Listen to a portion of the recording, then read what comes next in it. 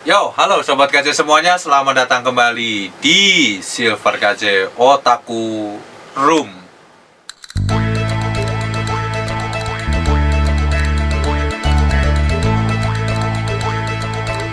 Oke, Otaku Room kali ini KJ bakal membahas lagi tentang Wandering Witch atau Majono Tabi-Tabi. Ya, intinya sih Majono Tabi-Tabi ini rencananya KJ ya, tadinya tuh cuman pengen first impression nyebutnya gimana ya? Oh ini kesan pertama ya, ini kesan pertama KJ, kesan pertama sama anime ini doang. Awalnya KJ nggak pernah mau nonton anime ini.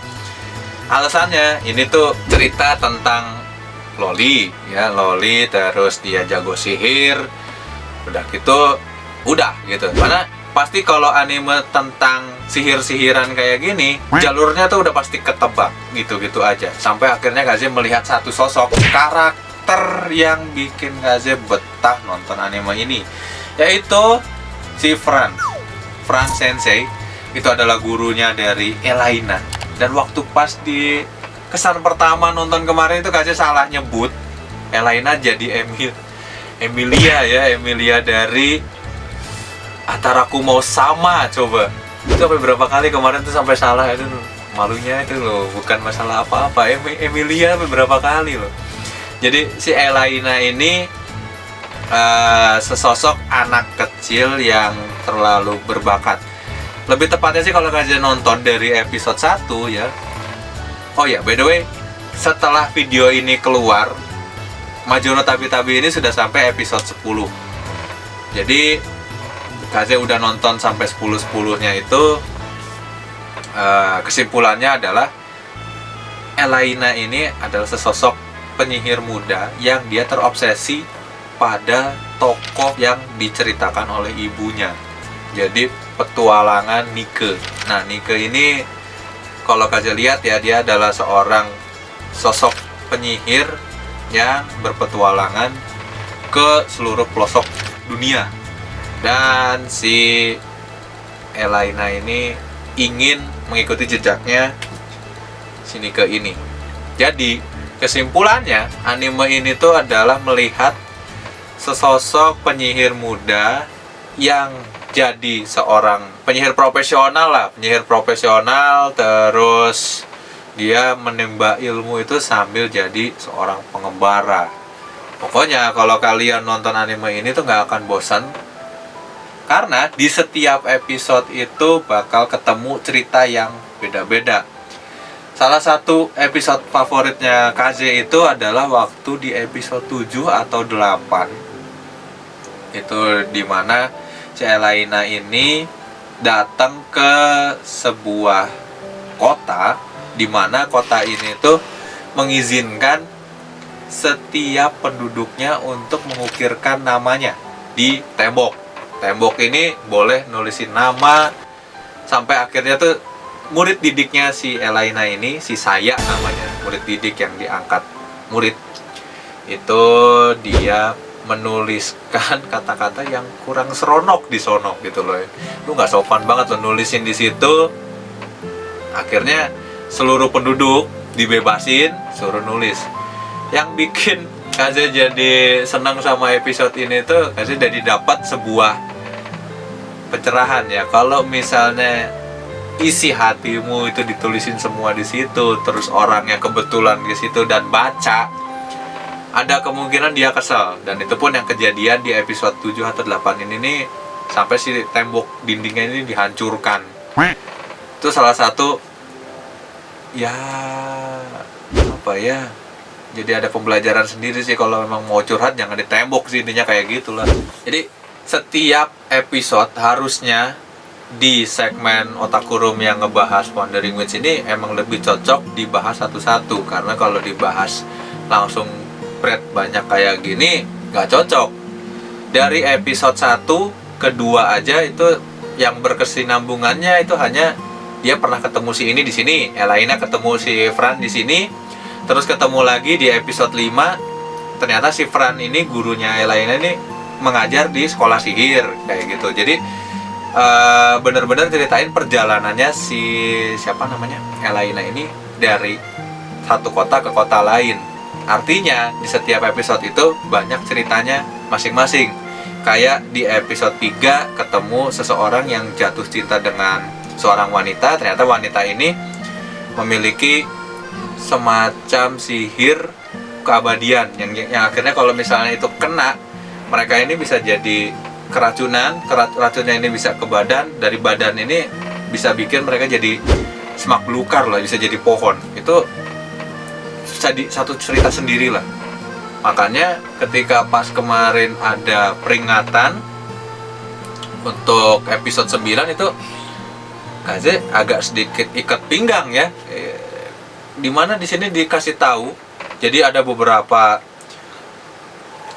YouTuber anime yang membahas tentang anime-anime itu tuh, mereka spoiler alert menceritakan tentang Majono Tabi-Tabi episode 9. Dan disitu pun sudah terlampir kalau anime ini akan berujung atau berakhir cerita yang dark atau buruk atau bad ending lah. Tapi hanya di episode 9 doang. Nah, ketika itu muncul, setelah Kaze paham dari episode 1 sampai 8 ini nggak ada kesinambungan. Artinya dari setiap episode itu punya satu slot solo story. Itu bisa dibilang ini pas yang episode 9 ini pasti ngeri nih. Ini pasti ada sesuatu yang pokoknya autornya itu cuma bilang ini dark, gelap gitu loh. Dan ternyata setelah Kaze nonton ya ini jadi anime yang gore. Artinya ada adegan pembunuhan live dan itu pun terjadi di depan matanya si Elaina langsung. Dimana episode 9 ini tuh karena masih fresh, akhirnya Kaze mau sedikit cerita. Di episode 9 ini seseorang yang sayang banget sama sahabatnya dari kecil gitu, dia harus mengakhiri hidup sahabatnya ini sampai 2 kali di timeline yang berbeda. Kalau misalnya ini bukan anime bertemakan penyihir, mungkin ini nggak akan masuk akal. Tapi karena ini dia bisa time travel, bisa masuk ke dunia paradoks, dia bisa sampai logikanya tuh ada logika yang mungkin agak sulit untuk diterima sama logika manusia. Orang ini bisa lari ke kejadian 15 tahun sebelum, terus dia mencoba untuk merubah di sana. Setidaknya orang yang di 15 tahun sebelum ini tidak akan merasakan mati dibunuh sama dia di masa sekarang. Cuman ketika itu terjadi, ternyata orang yang ada di masa lain, di sudut lain itu datang ke masa itu juga. Dan itu temennya sendiri. Akhirnya dia ngebunuh orang ini tuh 2 kali di masa dan timeline yang berbeda. Dan Elaina itu tidak bisa menghentikan kejadian ini. Sampai akhirnya dia menyesal sudah menerima pekerjaan itu. Kemudian terakhirnya ya benar-benar bad ending. Dan buat Kaze sih kerasa, lu matiin orang yang lu sayang tuh 2 kali. Kalau lihat dari kondisi kayak gini, ini mau udah paling buruk lah, paling buruk. Untungnya mangakanya itu ngasihin spoiler alert yang benar-benar ya, peringatan sebelum kamu nonton. Sampai dijelasin kalau memang ada anak kecil, ya minimal didampingi, itu sampai dituliskan sejelas-jelasnya di sana. Anime ini memang menurut Kaze ya bagus banget. Beda sama yang tema-tema penyihir lainnya. Kalau yang lainnya kan yang Kaze tahu ya, Black Clover udah pasti pertempuran sihir. Fairy Tail pun sama, antar guild gitu kan. Terus kalau yang Kaze tahu lagi tema sihir tuh kayak Minky Momo, ya itu kan buat anak-anak gitu loh. Kalau Wuthering Witch ini bedanya dia perjalanan dari nolnya seorang penyihir, mulai dari tingkat 1-nya sampai sekarang jadinya. Kurang lebih untuk anime ini di 10 episode itu sudah menceritakan sesuatu yang beda-beda. Mudah-mudahan di episode berikutnya Kaze bisa bahas 1 episode khusus untuk episode 11 dan 12. Dan habis itu kita bakal nungguin di season keduanya. Oke, untuk bahasan dari Maju no Tabi-Tabi atau Wandering with the Journey of Elaina ya, mungkin segitu dulu. Terus kasih lupa nih, tadi nggak nyebutin sedikit pun tentang episode 10-nya ya. Di episode 10 itu ada satu guru penyihir, jadi ada flashback nih, cerita tentang si Fran sama si, kasih lupa namanya siapa. Pokoknya dua orang ini ternyata gurunya itu, kalau kata kasih itu ibunya si Elaina. Jadi yang ngasih julukan Fran si penyihir Stardust itu dia gitu loh, ibunya ini. Tapi kalau misalnya sobat kasih ada yang udah baca komiknya, karena kan kasih nggak tahu nih, mungkin bisa deh sharing, ini bang komiknya ini gitu, nanti kasih bakal coba baca deh. Terus kalau misalnya ada yang udah tahu mau ngasih spoiler gitu di ini, kasih tungguin di Instagram ya, di direct message-nya, bisik-bisik aja lah, kita akan sharing lah di sana. Aja penasaran. Jadi sebenarnya Elaina ini melihat sosok Nike ini tuh siapa? Soalnya waktu episode 4 itu Kaze udah lihat ada buku yang berjudul The Journey of Fran.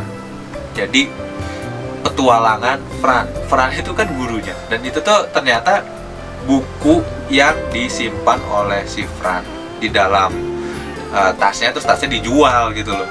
Dan itu ada salinan-salinan tulisannya, dan dijadikan buku yang bersambung, tidak ada kelanjutannya.